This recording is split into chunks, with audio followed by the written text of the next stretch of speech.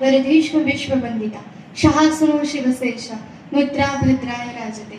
कधीही सुरुवात करताना ना आपल्या महाराजांची राजमुद्रा म्हणूनच सुरुवात करा बरं का.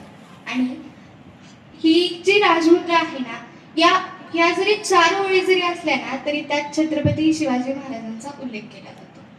श्री श्री श्री शंभो शिव जातस्य रुद्राधिहौरीव राजते यदयन्न कस्य विनो लेखा वर्तते कस्यानुपरी.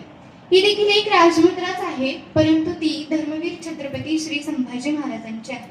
या देखील 4 ओळी असल्या ना तरी त्यात संपूर्ण धर्मवीर छत्रपती श्री संभाजी महाराजांचा उल्लेख केला जातो. तुम्ही पूर्ण छावा वाचला असेल कधी ना कधी, छावा वाचला असेल ना, तर तो पूर्ण छावा देखील वाचणं देखील एक छंदच असू शकतो. पण आपले जे या 4 ओळी देखील आहेत ना, त्या देखील आपल्या हिंदू धर्मात 33 कोटी देव होते. 33 कोटी देवांची देखील या पृथ्वीवरती मंदिरे आहेत. पण माझ्या राज्याचं असं एकही मंदिर नाही, परंतु सर्व हिंदू धर्मात देखील त्यांचं नाव काढलं जातं. परंतु सर्व हिंदू धर्मात देखील त्यांचं नाव काढलं जातं. आज पूर्ण 350 वर्ष झाली. 350 कशाला म्हणतात?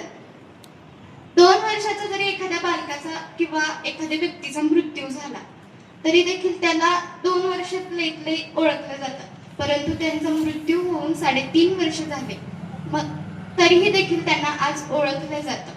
सर्वप्रथम मी श्री माऊली गुरुकुल यांचे आभार मानते की सर्वांना एक संधी दिली बदलण्याची, व जे पालक करू शकले नाहीत ते जे पूर्ण पालक 14 वर्षात करू शकले नाहीत ते तुम्ही 14 दिवसात करत आहात.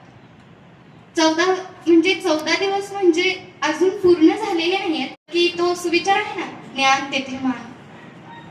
आता काल आपल्याला सांगितलं वाचाल तर वाचाल, सगळ्यात आधी देव देश धर्म असे खूप छान छान विषय होते बरं का. आणि त्या विषयामधून प्रत्येक विषयामधून आपल्याला काही ना काहीतरी बघायला मिळालं, काही ना काहीतरी नवीन नवीन गोष्टी कळाल्या.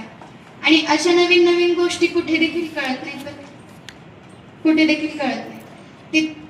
त्याच्यासाठी ना एक आपल्याकडे ध्येय असलं पाहिजे वेगवेगळ्या प्रकारच्या. आणि जगात ना कोणीही रिकामा टेकडा आलेला नाहीये बरं का, कोणीही आलेला नाही. त्याच्याकडे कोणती ना कोणती एक गोष्ट असते जी की दुसऱ्या कोणापाशी नाहीये.